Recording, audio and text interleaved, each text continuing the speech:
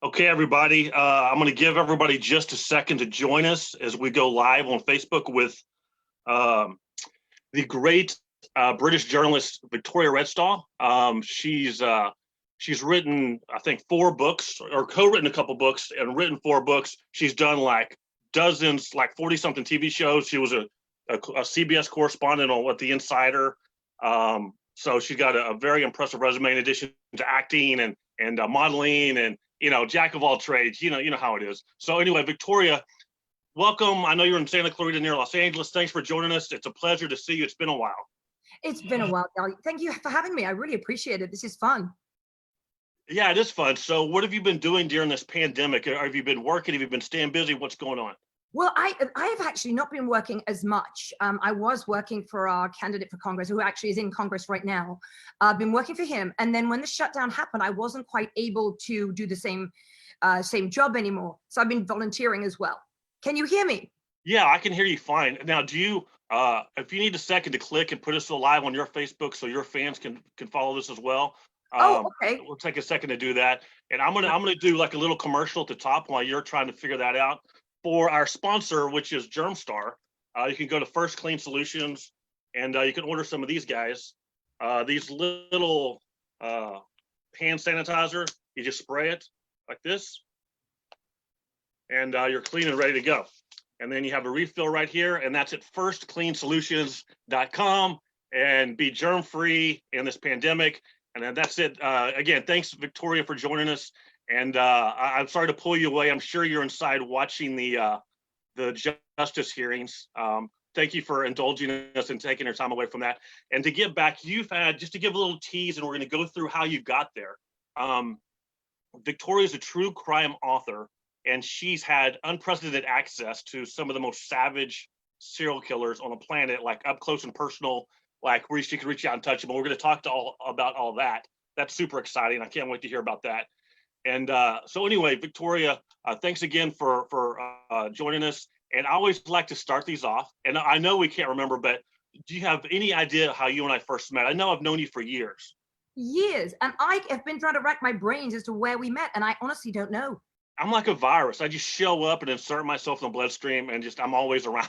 It's fabulous. It's fabulous. But I know we've been in touch all these years, and we haven't seen each other though for what? Probably 4 years? 5? Yeah, at least 4 years. Well, we did go out. We did go out once. So I know that's like a top secret. Do you remember that? Can you confirm? We had a dinner once. I remember it was so lovely. We met for dinner and I remember it was in Toluca Lake. And I remember because we had the best conversation. So I knew we went out that, and it was a long dinner. I remember that. And we had a great time. And so you can confirm that I was indeed, in fact, a gentleman. Oh, complete gentleman. I wouldn't have gone out with you had I not have thought you were a gentleman in the first place. So Dale Wade Davis is a perfect gentleman for all those lovely ladies out there. Thank you. It's true. That'll put to rest a lot of those nasty rumors. So anyway, that's fun. And so I can't wait to hear your story, because there's a lot of it I don't know, at all. So you're established, you're from London, and were you born in London? I was born in London, and I was raised just south of London in a place called Surrey, Esher in Surrey, which is 25 minutes south. So it's in the suburbs. And I was raised there. And at 17, I wanted to get out of Dodge as soon as I could. The weather was awful. But I'm proud to be English. I'm very English. And I wanted to be in my favorite country in the world. And that is always. So so I'm assuming the US is your favorite country, even back then. US? No, Spain. I've never. Oh, Spain. Spain's my favorite country in the world. No, Spain. Oh, okay. Spain has so. Can you imagine, with all my love of this country, can you imagine how much it could be even more for another country? It's hard to believe. I've actually never been to Spain, but it's on the list. I got to get to Barcelona. So you growing up, you wanted to go to Spain. How did you make that happen? You wanted to get out because you didn't like the weather. You wanted to see the world, starting with Spain. How did you make that happen? Well, when I was 7 years old, my parents had a little home there, just a tiny little villa. So we would go 4 times a year. It was in an urbanization, urbanización in Spanish. They would be in this little place, and we'd go there 4 times a year. So I fell in love with the country from the age of, well, actually younger than that, because we used to holiday there. But when they bought that little villa from 7, I got to really know the country. So I was plotting my escape from England, not to ever go to their villa. I wanted to do it my own way. So at 17, I was working in London at 17 as a secretary for Granada Television. And I just knew I did not want to be doing that anymore. I was commuting by train from Isha to Waterloo, and that's in London. And I just thought, we know some people in Spain. I wonder if they know anyone who knows anyone that needs a nanny, because that's all I could do. And back in those days, I didn't know how to cook. So I said, I can look after your children. And of course, by moving in with you, I don't charge very much. I can clean the house. Of course, I'd never cleaned anything before. So I just wanted to get back to Spain. And at 18, I went straight to Spain. And I ended up living with the gypsies and learning pure Spanish. Wow. So how did you just end up living with gypsies? You know, that's Well, I started out with a family who didn't quite tell me the truth, and they gave me no closet space. So I had to have my clothes on the floor, and they gave me a car without any brakes. So when I was driving the little bitch to school, she was a monster, probably worse than I've ever been. And I was sent to boarding school for being a monster. So she was about 7 years old. Her name was Jasmine. I'll never forget that. Parents were dreadful. And so I had no closet space. I had a car with no brakes. So I had to really have the handbrake up, going down the mountains of Spain are really tight turns, and you can actually look down the gorge and see all the cars that have fallen off the cliff. And I had to take this little bitch to school and leave her there.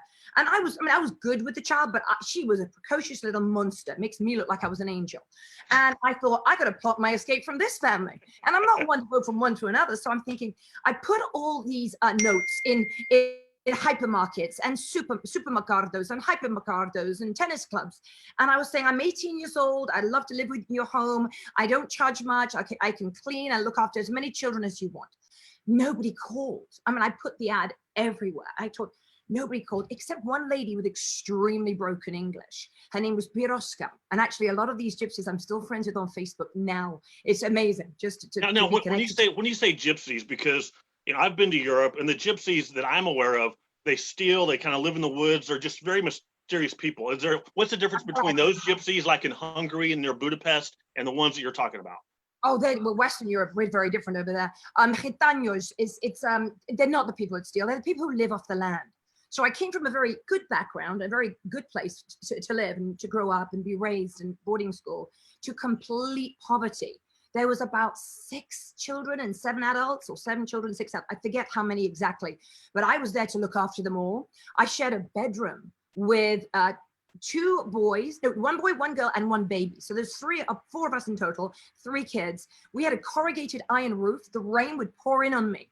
And when it rains in Spain, it doesn't always stay mainly on the plain. It actually comes straight through the Costa del Sol and onto my bed. And I really got quite sick. That's why I don't think I could ever get the coronavirus. I mean, I got very ill to the point of almost. Famous last words. I know, okay, yeah. So you've made your way to Spain, and you had bigger dreams. What was the next step now that you're settled in Spain? And right, but just to clarify, they were just people of the land. They were as honest as the day is long. God bless. Okay. Honest gypsies. Now I know. Very honest gypsies in Spain, not in the eastern part of Europe. So I knew that there was no growth for me there, and it broke my heart that after about 7-8 months, I said, I gotta go. And I knew I couldn't go back to England. So I thought, well, what if I start in America? Because my parents would not send me to acting school. That was a bit of a sore point, which still is a sore point with them, because I wanted to go to RADA. My acting teacher at my boarding school said she's destined for the screen. She's destined to be an actress. And that's the only exam I passed was drama and maths, but nothing else. I was not a good student. I was apparently too much energy and very disruptive. So I came back and I said, if you're not going to send me to boarding school, I'm going straight to Hollywood. And I came straight to Torrance at 19 years old after getting a job as a nanny. I found out later, because I didn't know what tinfoil all screwed up around the house was, these 2 wonderful little boys I looked after, 2 almost like babies, about 3 or 4. And I lived in, of course. And the woman, she was a stripper and a drug addict. Can you imagine? I did not know any of this. She had a company called Party Flavors, and she'd disappear off. But the tinfoil all around the house, I later found out that it was some kind of a drug that they use in tinfoil. I don't know whether it was crack or cocaine, or crack cocaine is cocaine. I don't. It was something that she would either sniff up her nose or breathe in. However they do it, she was out of her mind. Very scary. Very, very scary. Wow. Okay. So I plotted my escape from there. Yeah, I did, because I got to get out of there. And there was two roommates there. It was two guys that I came to West Hollywood with. They were probably gay guys, but we all three shared a hotel room. And, you know, I had my own bed. They had theirs. And we all came up to Hollywood. They wanted to enter the music business. And then I began in West Hollywood at 19. And from then, my whole world started. And then because I found, I got a scholarship at Lee Strasberg acting school. And I was there for about 4 or 5 years. That's in Los Angeles, right? The Strasberg School. Okay. Lee Strasberg Theatre Institute, Theatre Okay. and Film Institute. There's a Lee Strasberg in New York. So But, so up to this point, that's relatively traditional. You move to Los Angeles to pursue an acting career at 19. You're studying. You're going through the proper steps. And then at what point? And again, and if you watch these, you know this about me. I always applaud people that take the destiny into their own hands and move and really go pursue life and don't just wait in their little town for life to happen. So, you know, I think that's so amazing that you were able at such a young age to pick up everything and move to, you know, now to your second country and, you know, in acting school. So you're 19. And at what point did you start having some success? well, I mean, I've had slow success. It's never been huge. And I put that down to, let's say the LA mentality is very different to where I was raised, how I was raised, how I raised myself. Obviously, I raised myself because I was at boarding school. So I've never been so shocked as I have with the behavior of the women of LA, the LA women in general. Mm-hmm. So when I got out of acting school, not boarding school, acting school, and I was in the industry, I realized, of course, I was a virgin for years after I came, because I came at 19. So of course, I wasn't until my mid-20s that anything really happened. So here I am. We're breaking news. Okay. Breaking news. Yeah. So I was about, I think, 24 when I came out of acting school. So I just, when I went on these auditions, I'd get the call back and a final call back and a producer session. And then I'd be asked to dinner by the producer. And I thought, well, that's a bit odd. You know, I didn't have a boyfriend or anything at the time, but I didn't quite understand why I would do that. So I said, well, after all these auditions, why would I need to go to dinner? I then never got the job. And it was a big role, but I got the final call back. And Right. also going, you know, credit to Hollywood, a little bit of credit is I lost a lot of jobs because I still can't do an American accent very well because I'm very much English. So I realized that the women that got the jobs over me were clearly the ones, they have to have been the ones that actually slept with these producers. Not that, I mean, they obviously have had sexual harassment to a point, it's unbelievable. But they make a move and I'll slap them or I'll push them away. I'm not for the Me Too movement, by the way. Yeah, So yeah. And we'll definitely get into all that. I mean, I know like you're anti-feminist. You're very, you know, you're very old-fashioned, and I can't wait to touch on all that. You know, and I don't know if you had any Harvey Weinstein stories or not, but certainly in that vein. So how did you go from acting to your journalism? Because, you know, I went the opposite. I started off as a journalist and then I became an actor. So you did it the other way. How did you make that transition? Well, I found the business of acting so sleazy. Although I'd done a lot of modeling and I'd done commercials, and commercials is no sleaziness in it. And modeling, there's very little sleaziness. There was a bit, but not so much. But commercials, infomercials, and I made a living that way. And even I did a soap opera for a short time. I was a recurring role in a soap opera many, many years ago. So those kind of things, you don't enter into a situation with a man that's going to try to make a move. That's usually more movies. That's from my experience. I thought there's got to be a more respectable career because I knew I had to be on camera and I knew I had to speak and I knew I could speak to people and bring them in. And I've always loved the news and the local news, the world news as well. And I put myself into broadcast journalism college to learn more about how to present the news here in America. Now, this is when, again, I didn't quite get the jobs I wanted on the local news because they didn't want anyone spoken English. They want the American accent. They don't want an English spoken voice. Right. I call it that way around because we came first. Anyway, so I didn't get the jobs. So they said, well, if you want to do world news like CNN, which of course I would not do, I didn't want to do the fake news, or I didn't know it was fake news back then. So I didn't, I did do the weather on the Channel 5 news for quite a few months, but that was part of something called the audition. And I made it down to the final 4 people out of thousands of submissions in America. And I made it down to the final 5 or 4. And it was between me and this lovely brunette girl. She was fabulous. And another guy and one other. And then someone came out of nowhere and she is on the news to this day. So this must have been 8, 10 years ago. I won't say any more about how she got there because we did this process. It was a reality show. She was the only one that didn't muck in and have a good time with all of us. She was always the one sitting in the corner. So without saying that I know what happened, it was the rumor that, let's say somebody knew her better than knew us, let's say, in a better way. And she got the job and she's still there. Let's say she had association, I think, with the news director or the person in charge of all of that. And that's at KTLA? Yeah. Yeah, when I first moved to Los Angeles, I freelanced out there. This was 20 years ago, and I still have friends there. So how did you? Because I'm so fascinated with your books that you've written, on serial killers. Yeah, do you have them there? I'd love to take a look at them. Thanks. People know that I do it. It's really hard work. These two I'm not so crazy about because I co-authored them. So if anyone wants to buy any books, go to Amazon. You can find these books. Okay. Yeah, I'm co-authored. I'm co-authored with this gentleman. And, okay. I think he says that right, but forget those two because they're more linear. They're more clinical. And okay. This is my latest book on the Grim Sleeper. Oh, we've got the dustman. Could you be more quiet out there, please? We've got the dustman. You call him garbage. But anyway, that's my latest book. The Grim Sleeper. Yeah, it's interesting if you study the Grim Sleeper. He was one of the most. Yeah. I don't want to get to how you got to write those books. Okay, but this is my best. This is my best.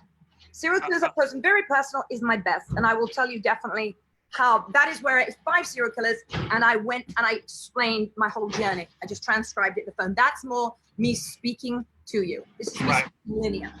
And less clinical. Got it. Yeah. So how did you first develop this interest in, I'll just say, serial killers? Yeah, well, this is where it's been so twisted. Just because I look like I do, and America can't have anyone who's different because they got to put it down. There's nothing to put down. We had family friends murdered when I was 11 years old in England.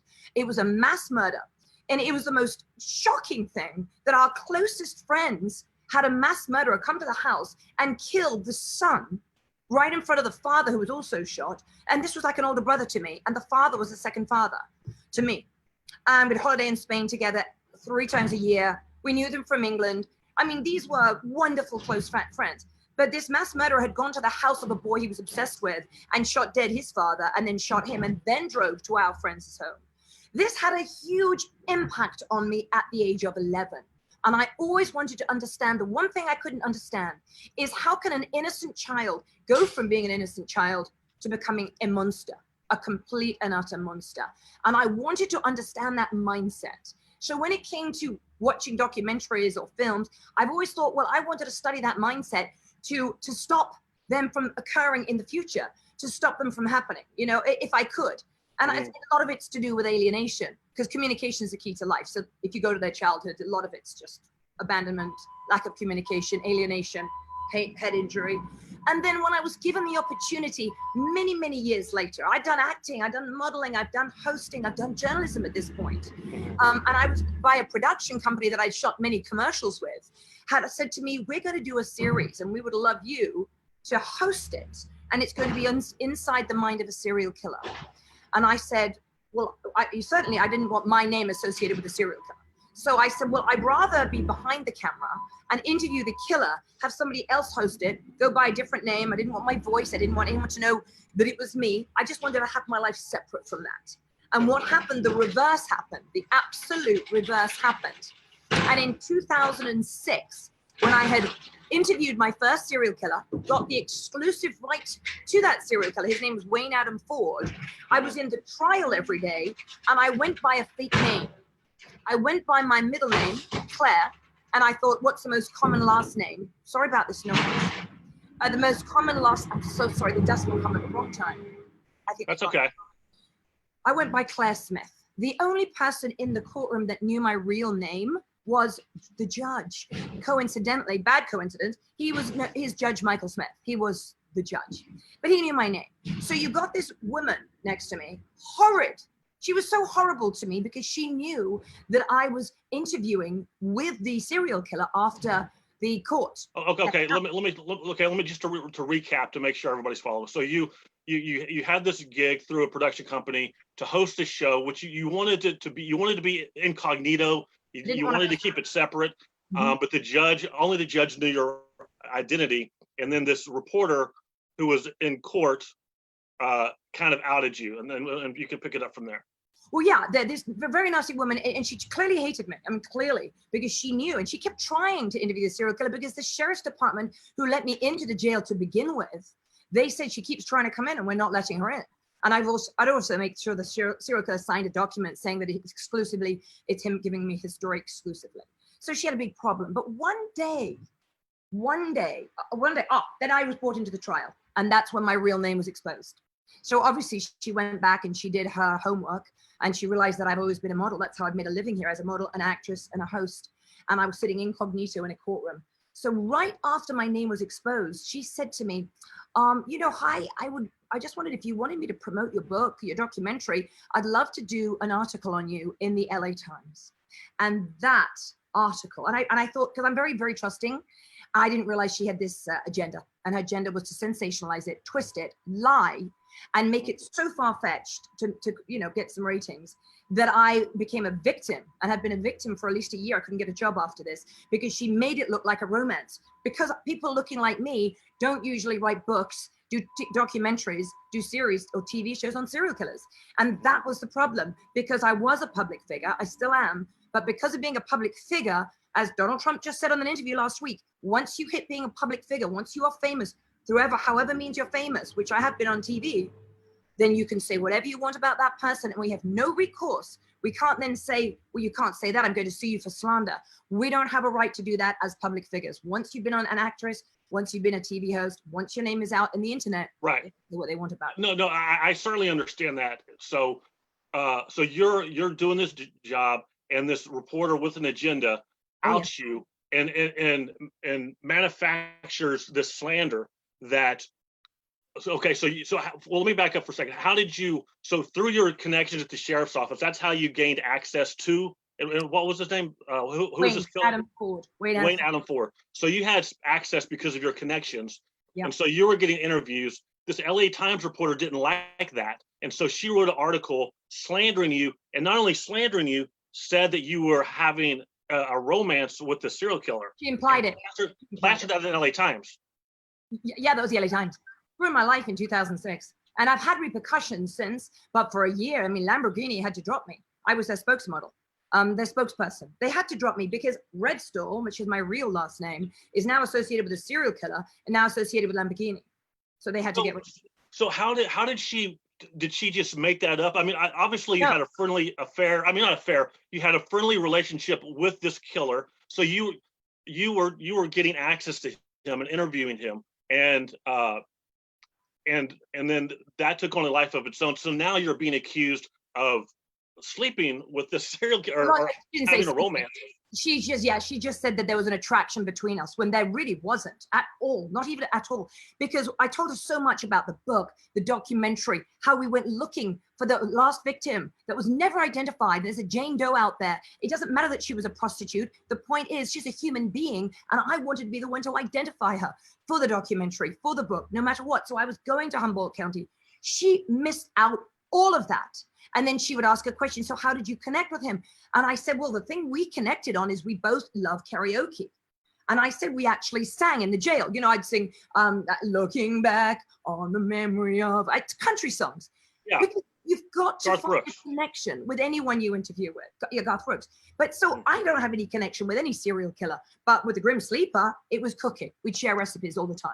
So that's what gets them to open up. And any cop will tell you, not a psychiatrist, because they just bombard questions at a serial killer, but any cop will tell you, you've got to bond with them. You've got to have a camaraderie, because if you don't, you'll get nowhere. And the reason I have been asked by homicide detectives to go into these prisons and go into these jails to talk to them or to write to them or to get into their heads is because I have a knack of doing it. So this woman, this reporter, she never ever mentioned anything about what I was actually there to do. And all she said was that I sang country songs in, karaoke country songs with the serial killer. So she's implying it. It's not, that part's not a lie, because that's what I did do, because that was the way you have to bond with these people. There's got to be something. I'm not going to bond on killing prostitutes, right, or being a truck driver. I can't connect there. So the Ford, what was he at the time accused of, and what did he get tried on? Bring us up to speed on who that is. He was a murderer, a serial killer that he'd started in 97, and he turned himself in 1998, in November 1998, with a woman's severed breast in his pocket. He was known as Wayward Wayne. So he was a serial killer. He was a truck driver. So he was able to go to different counties, and he would take a prostitute in one county, kill her, chop her up. Well, the first one was chopped up, and then dump the body in another county. Or he would kill one prostitute and then dump her in another county so that she wouldn't be looked at in that county. So it took a long time to find him, but he did have remorse. And he'd explained to me very clearly, he's a psychopath, not a sociopath. He's not social, but he's a psychopath. He had this urge, you gotta kill prostitutes, gotta kill them. He wouldn't kill a respectable girl or an old lady or a child. It's not that way. It's a victim type. They go after that. And I tried to understand this more. So that's what his goal was, but he felt so guilty after that he turned himself in on November the 3rd, 1990. How many prostitutes did he kill, and was it only prostitutes? Only prostitutes, and he was accused of 4, I believe 4. It was not 4. He got away with murder. He got away with countless more. So he was one of those serial killers that wanted to say, I did less. Whereas Keith Jesperson in Oregon would love to say he did more. So he went on this murdering spree, killing prostitutes, and then he turned himself in with a butchered woman's breast in his pocket, and he felt so remorseful he turned himself in, and then and he went to trial. I guess he was found guilty. Is he on death row? Has he been put to death? What's his status now? He's on death row. He's on death row. And I managed to continue, and I'll say relationship, because one has a relationship with somebody you've spent so much time with. 100%, yeah. So it was a relationship, and I maintained that because I don't want to just suddenly drop him in the, I don't want to swear, but I don't want to drop a human being. So I would let him call me once a month, and I would talk to him about him. And it turned out, again, to my benefit, because there was times I let him call me. I'll say, can you call me back? And I'm going to talk to you and interview you. I get paid to me. No one's going to get to him except me. I made sure of that because exclusivity is very important. So I would do that interview, and he'd call back because it's 15-minute increments, and I'd get an hour interview, send it to a production company. Then that production company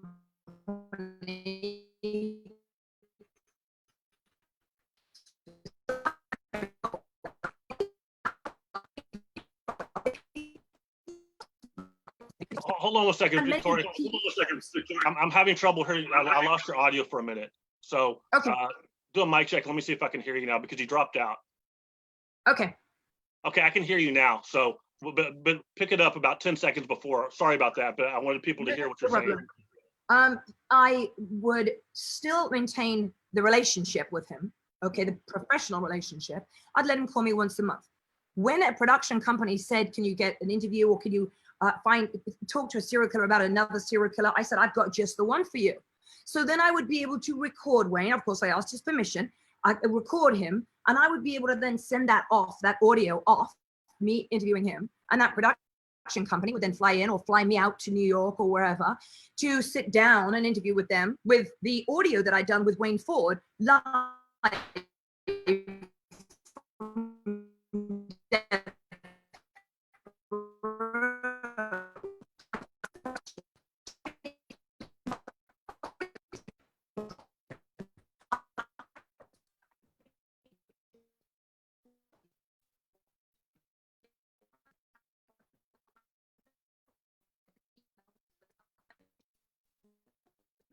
So can you hear me okay? Because your audio is dropping out again. Okay, maybe it's just me.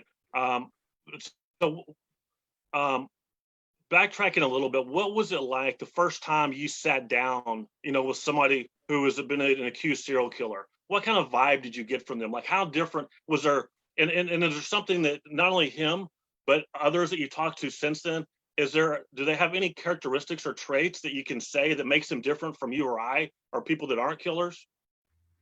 Some people in life actually have those horrid eyes, and I get scared of them. But when I sat down with Wayne Ford the first time, yeah, it was definitely scary, because they kind of looked, it was such intensity in the eyes, and at a side like that. It was scary the first few times. And one time was really scary because I wasn't giving him my real name. This is when he was in the jail before death row.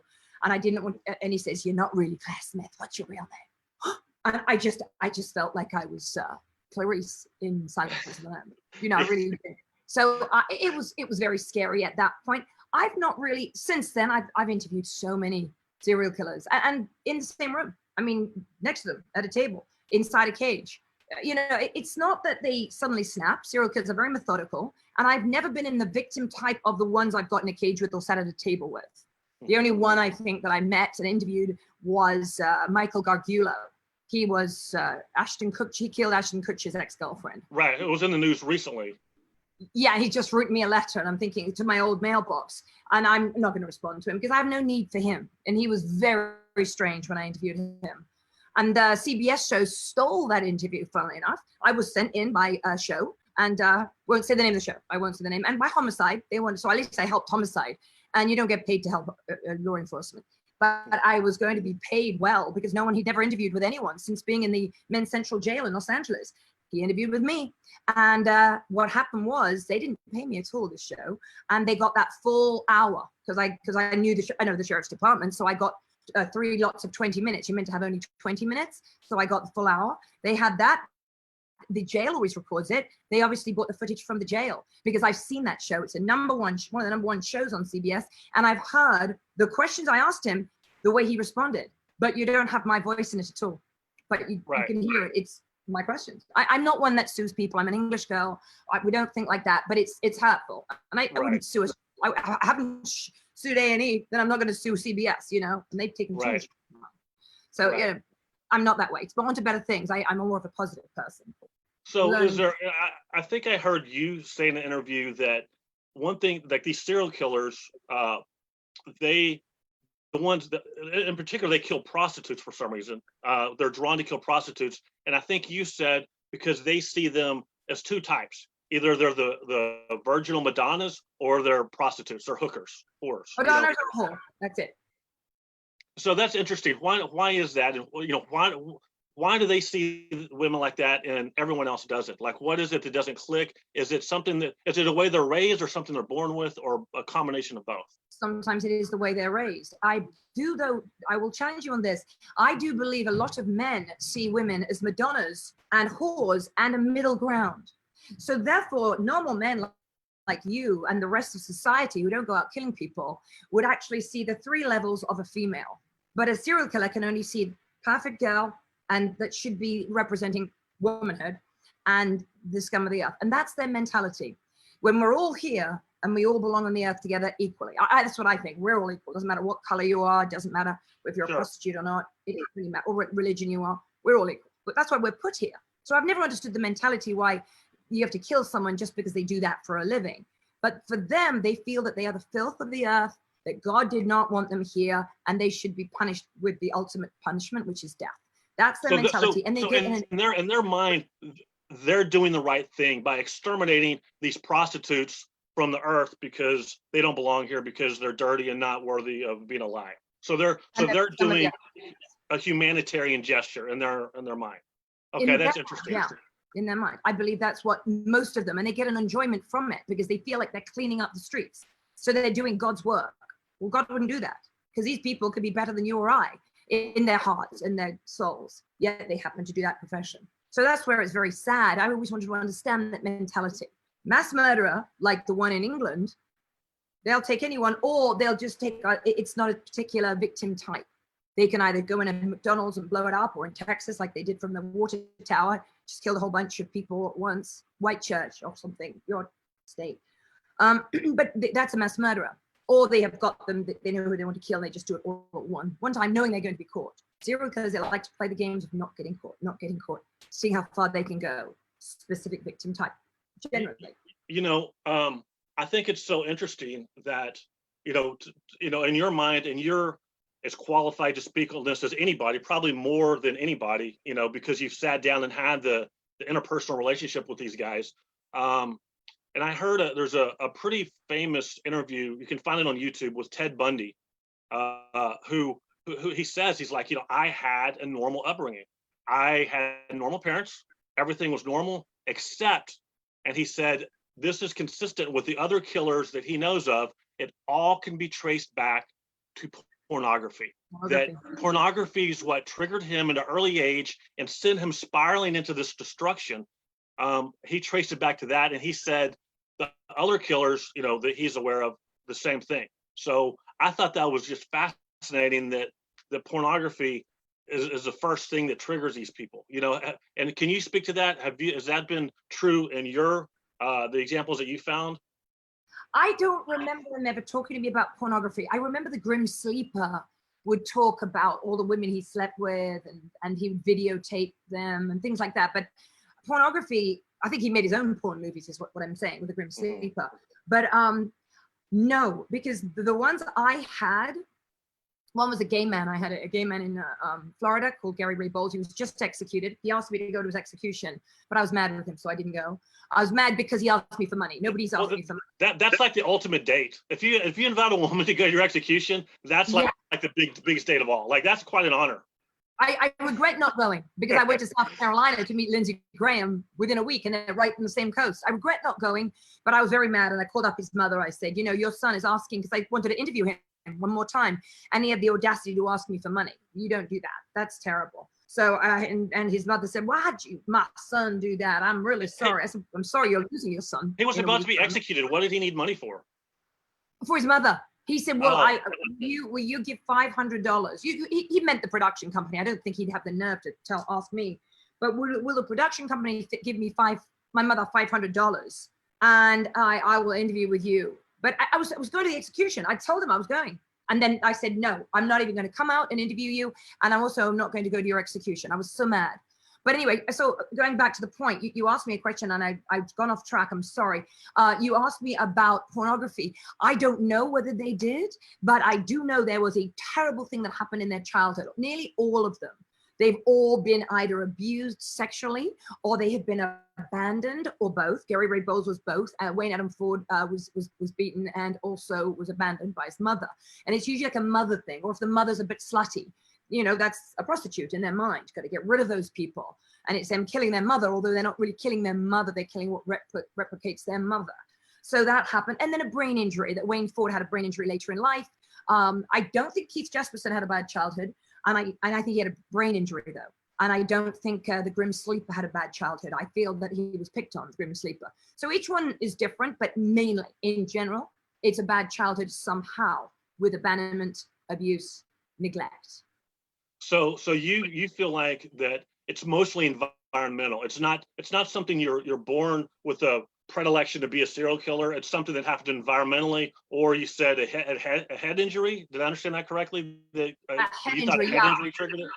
Yeah, head injury can trigger it. Or conditioning. It's a lot of conditioning to be a serial killer. I don't feel that if you grow up in a loving childhood that you are going to turn into a serial killer. Whereas if you are maybe predisposed to it and you have a good childhood, I still don't think you would. But if you can be predisposed, but it's the conditioning of someone that's predisposed to it that can then be the lethal cocktail that will make you go off the rails later in life. So have you sat across from one of these guys and where you thought for a second, like, they seem normal? Like, I feel like I'm having lunch with a normal person. They seem very normal, intelligent, personable. And is that the norm, or is that the exception if you do find somebody like that? No, that's the norm, that they come across like the boy next door. I mean, very normal. The only one that wasn't normal was Michael Gargiulo. He was very odd. And Richard Ramirez, the Night Stalker. Now, I wish I'd sat with the Night Stalker, but I didn't. I went up to him and looked at him. The guards were calling me to go over there, and I was here, and I just watched his eyes, and I watched him look at me with such hate and evil, and he recoiled like a snake. He recoiled because I stared at him, and I know that good outweighs evil, so I looked at him like that. So I would see the only ones I've ever interviewed was Michael Gargiulo. They call American people say Gargiulo. It's not. It's Gargiulo, and he was from Chicago and then came to LA. So he did killings in both places. So it took a long time for him to get to trial. He was extremely creepy. My skin crawled.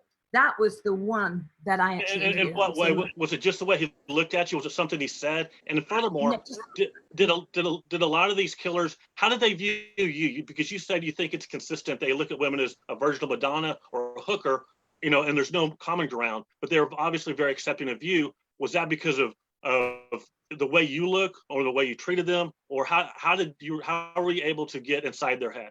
I like them to get to know me because that's what builds the bond. And I think by getting to know me, seeing the way I carry myself, seeing what I wear, seeing how I come across, hearing what I say, it's obvious that I'm the opposite to what they killed, put it that way. I don't want to say I'm the Madonna, but that's how they view me. And I mean, it goes really with my own personal life. My own personal life, I've been respected by every man that I've been close to, even ones I have not been with in a relationship, always. So, I mean, I always watch out for a woman who says they hate men, men are dogs, men are this. Never worry about the men. It's the woman that says it. Why would they disrespect her? Well, why? Because she doesn't deserve respect. It's quite simple. So a lot with serial killers and me and serial killers in their own life has a lot to do with how life is on the outside. It's just exaggerated.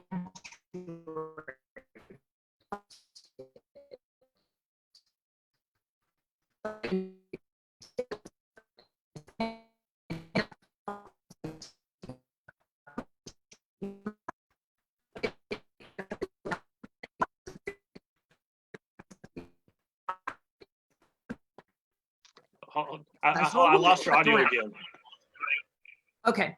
Okay, now it's back. I don't know why, but when you really get going, it seems to cut out for some reason. I don't know why at the worst possible time. So again, if you could just pick it up. Sorry to interrupt you. No, don't worry. It's probably telling me to shut up. The computer's like, this girl just keeps going on and on and on. But I feel that it's a man wouldn't necessarily take a woman who slept with lots of different men. I don't think he'd really be interested to take her home to mother. That kind of thing. It's just a generalization. So it's very similar on the outside of serial killers and really in general in life.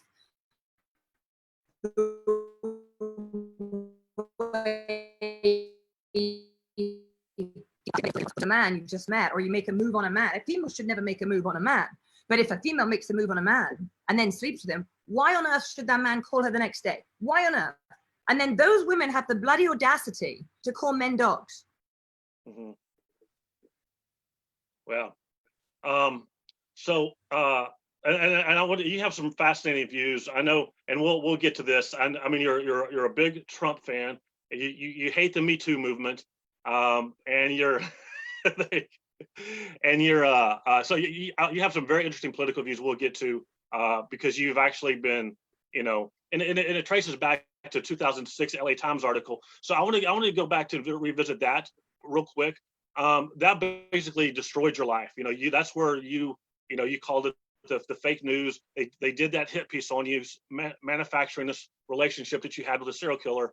So how long did it take you to recover from that? And how did that manifest itself as you went on to cover other and became a name covering serial killers and writing your books? Because I studied the course. I was there to do a job. And although this woman from the LA Times, I now think she's with MSNBC or CNN, it's really funny. Now it's all out there. I stuck my course. I did do every book I've done, I've been paid by the publisher. I've never self-published. So I stood my course. I continued to help homicide detectives when they needed someone for a case. CBS, The Insider, they had me when there was a murder in the country. They would call me in as a correspondent, as an expert. But, you know, sometimes they wanted to add, oh, she's obsessed with serial killers, which is a very sad thing because I've never been obsessed with anything in my life. I've been on the receiving end of obsession too many times, but I've never been obsessed.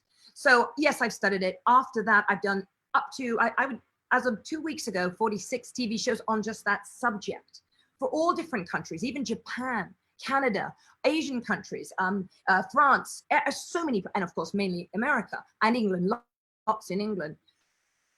But they come out to meet the homicide detectives here or victims' family members as they did 2 weeks ago. So I've been making a living at that. That's one of my magical careers. One of them. Got other careers. I've lived at sea for 3.5 years. My body of work, 46 TV shows, being a correspondent on the CBS show The Insider, helping homicide close cases, and written 4 books, the proof speaks for itself. So if that woman wants to come at me and have a chat with me now, I mean, I don't have any hate for people, but she'll get it. I mean, she's at MSNBC. How much worse can it be? I don't wish any harm on her, but I would like her to know how she ruined my life for, I would say, a year. You asked that question, 2006 to 2007. By 2008, I've already been now the book's almost completed. Now they're publicizing the book, show in Spain, all on that subject. So then I do another book, and it's co-authored with a very famous true crime author, Christopher Berry Dean. Anyway, the list went on, and then of course I fell in love with him. But and he was my ex-fiance. But I didn't want to get into that. But now we're digging deep. Let's go. There's the dirt. You fell in love with the co-author. Who I'm assuming wasn't a serial killer. So. Oh no, he'd done 37 books as a true crime author, serial killer. So I was quite honored to work with him, and we worked together so closely. And of course, English sense, just my type. And he grew on me. Anyway, but that's enough about me when it comes to that. But so that happened after we'd done 2 books together.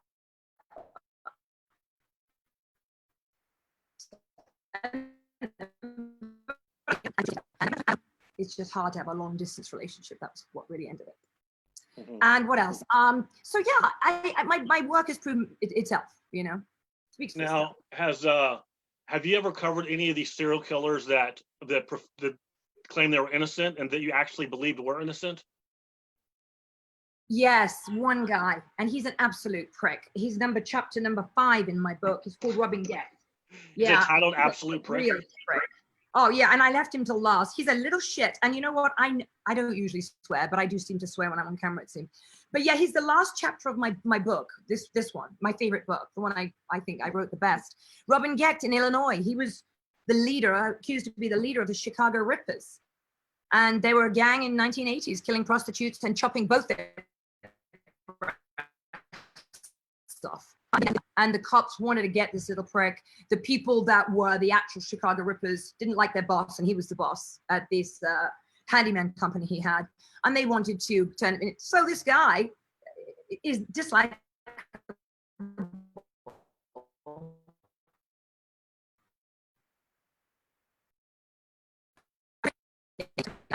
I'm not being my mother. I was so mad. She knew I was doing this. Sorry. Anyway. Is there anyone that comes to mind as like the worst? Where, I mean, obviously they're all serial killers, so the bar's really low. But is there anybody that was just the most horrific of all, like of the killers that you have a personal history with? The worst of them all. I would say Keith Jesperson, because there's no remorse with him. He was the happy face killer in Oregon. And I flew out there and I had 7 straight days with him at a picnic table for 6 hours a day. Big, tall, 6 foot, is he 6'6"? Goofy looking guy. But he was proud of it. And I find that so distasteful. But you don't tell them that. You got to find the bond, to have the relationship, to get them to open up.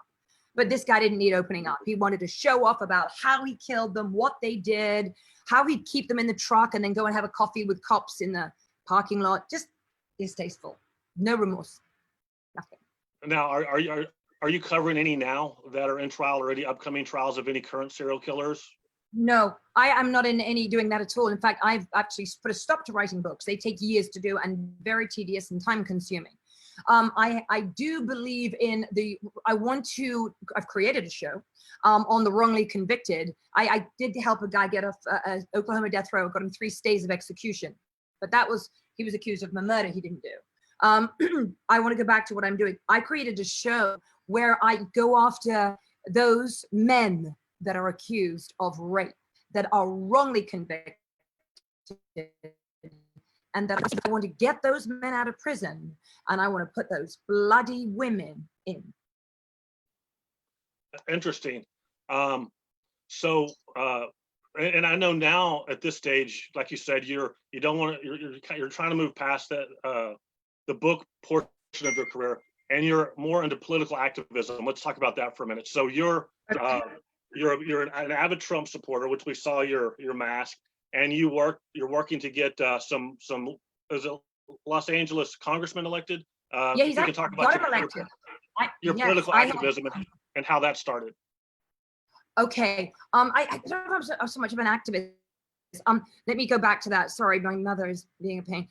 Yeah, so I would say that I was very political in 2016. And that is the only reason I broke up with the most wonderful man in 2016, because we were very politically opposite.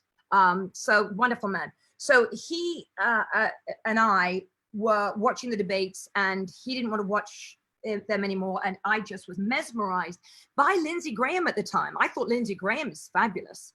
And, Lindsey Graham was running for president at the time. So this goes back early 2016. Mm-hmm. And I listened to what they talked about with immigration, law enforcement, borders, keeping a country, conservative values, constitution, which we don't have in England.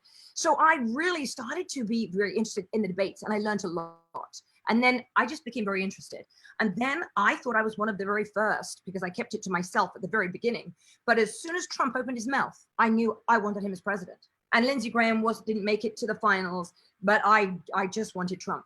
And I thought, this man is good to make it. And I spoke to some of my cop friends. I've got a lot of girlfriends who are cops. So I would say, am I crazy, Alba, or am I crazy? And they said, no, we want him as well. So I was always not the silent majority. That only lasted a few weeks. I was the loud majority. And in 2016, I was living in Studio City. I went with my Trump Pence 2016 shirt to vote on Laurel Avenue and Ventura Boulevard. So I went there at that time, and I was very proud. And everybody gave me dirty looks, except one man went, love the shirt. Thank you. So I've never been silent. You know what? It's always better to be hated for who you are than loved for who you are not. Well, so well, I'm a Trump supporter. Well, that's easy to say, but in Hollywood, I mean, if you come out as pro-Trump or pro-conservative, and I have friends on both sides. I mean, look, my LA friends think I'm a Texas redneck, and my Texas friends think I'm a California, fruitcake. So I don't have a position, but I mean, all joking aside, you come out as a Trump supporter in Hollywood, and you can get banished real quick. Yeah, well, I see being a Republican, being a conservative, it was a way of life as well. So it goes back to the original point that I made, why I didn't get those big roles, or I'm not an A-list actress, because I wouldn't even kiss a man to get somewhere, let alone do anything more than that. God forbid, I can't even imagine it. These ugly-faced trollops think they could even kiss my face. I don't understand the mentality. Well, the mentality is... So the Harvey Weinstein rumors aren't true. The Harvey Weinstein, I think it's just a sleazebag, but I don't think he raped anyone. No, I don't. I think that because 99.9% of the women in LA would have said yes to him, he was so used to it. Me, I'd have slapped him, but I wouldn't be ruining his career. If he grabbed my bosom, I would knock his hands away. I wouldn't, for 10, 20 years, he grabbed my bosoms. I've got to now ruin his life. You know what I mean? It's happened to me. I've had a man, when I did a modeling shoot, I thought he was a gay man, God forbid. He wasn't. He was a clothing designer that I was modeling, and I had an inverted bosom. And the man had the balls to try to get it out with his mouth, and I knocked him for 6. I got stronger over the years, but I'm not going to ruin his life. And I've been traumatized by him trying to get my inverted nipple out. Those kind of women are evil to the core. And they're deceptive. These are the ones that need to go down. Those women. And you're very pro law enforcement. Extremely. I would not be here now without the LA County Sheriff's Department. God bless them. And I wouldn't be the girl and the lady that I am now without the LA County Sheriff's Department. So what do you think about all this movement to defund the police in certain cities? Because let me just interject this, because I have a son-in-law who's a police officer, and other family members. So I'm naturally sympathetic to law enforcement. And I look at, just yesterday when the Lakers won the championship, and the crowd, there's like a blatant disrespect for police officers now. People feel like that they don't have to respect them, that they can push back, that they can, they don't have to respect them anymore. And so that's a growing movement. And how do you reconcile that with your support of law enforcement? I think it's an absolute disgrace. I don't know what this country is coming to. We need law and order brought back. And the only president to do that is President Trump. There is nobody else. It is just, they have run amok in every Democratic state in America, every Democratic town. Cops have been told to stand down. Last night, our governor, where we're moving, thank you, Florida, Governor DeSantis, why do you think there hasn't been all the riots and protests in towns and cities and state and counties in Florida? Because they encourage the cops to make sure that these bastards, I did say it, these bastards aren't allowed to do the looting and set fires. And he does call in the National Guard if necessary. But you've got Kenosha. Look what happened in Kenosha. The mayor is, I know the mayor of Kenosha because I've spent a lot of time there with law enforcement there. And he's a lovely man, but he's a Democrat. So a Democratic mayor is going to tell cops to stand down. So cops can't do their job. There is a measure here in Los Angeles, or I think it might be California wide, and it's Measure J. And I am I'm very proactive in law enforcement. So I'm not fully sworn, so I can say what I want and not have it go against me. But it's a no on Measure J. And Measure J is going to take $400 million away from the LA County Sheriff's Department. And the LA County Sheriff's Department, that's got more employees, sworn employees, than any department, I believe, in the world, possibly, definitely the country. It was up there with New York, and now they've lost a lot of people. But $400 million away from the LA County Sheriff's Department, they need that money. They need that money and more, is what I'm trying to say. They need $400 million to add to the budget. Now they want to remove $400 million. I hope people in California know it's a no on Measure J. It's extremely dangerous to defund the police. We don't have enough police. Let me, as we kind of try to wind down, and again, thank you for all your time. I know I'm pulling you away from some important stuff. Nope. So let me ask you this: who's going to win the election in, what is it, 3 weeks now? Is it going to be President Trump again, or is it going to be President Biden? What's your prediction? Oh, it's been up and down in the last 6 months, I can assure you. I always thought it was going to be Trump again, no question. Right now, I think it's going to be Trump. 100%, if the American people are speaking, it will be Trump winning the election again. However, with all their trickery, their deception, and their evilness, stuff that we can't even think up how conniving they are, they could find a way with destroying ballots, with making up ballots, it's, having the dog and the cat vote. I don't know. It's going to be tight, and it's going to be worrisome because they are so dishonest. And their goal is to destroy this country the best possible way, and to get rid of law and order, and to get rid of borders, and to look after the underdog and the illegal aliens and the homeless people and all the nonsense. And us respectable people that pay our taxes and that live a law-abiding life, we get discarded. That's what they want. With their trickery, I don't know. But I pray that if American people win, the American people will vote President Trump in. Who's the best president of your lifetime? Oh, President Trump. And then, of course, Ronald Reagan, but I wasn't here for Ronald Reagan. I just seen all the videos. So a fun fact for you. I went to Reagan's funeral. I was invited to his funeral. I had a military escort, and I got a thank you card from Nancy Reagan that I have in my house, not here, but posted. So I went to Reagan's funeral. So that's my tidbit. Wonderful. I went to the Ronald Reagan Library and met Donald Trump Jr. and asked him to endorse Mike Garcia, which thankfully he did. But that's as far as I go. I love the man. Great man. It was random. I'd given a speech out at the library, and so I just, I was on a list somewhere, and so it worked out. But anyway, it was a as any president, I would love to go, I would love to go to the White House, but. I'd like to go to the inauguration in January for President Trump. That's what I'd like to do. Okay. Well, Victoria, I'm going to let you get back to the hearings. I thank you so much for your time. And hold up your book again, your most recent one that you want people to go out and buy on Amazon, if you have it there. Most recent book, The Grim Sleeper, but the one I feel that I'm most connected to, where I'm speaking to the actual reader, is this one. Okay. Well, that's fantastic. Thanks again for your time. I appreciate it. And VictoriaRedStall.com if you want more information, and have a great day. And I will see you down the road, Victoria. Bye-bye. Thank you, Dale, so much. Bye-bye. Bye-bye.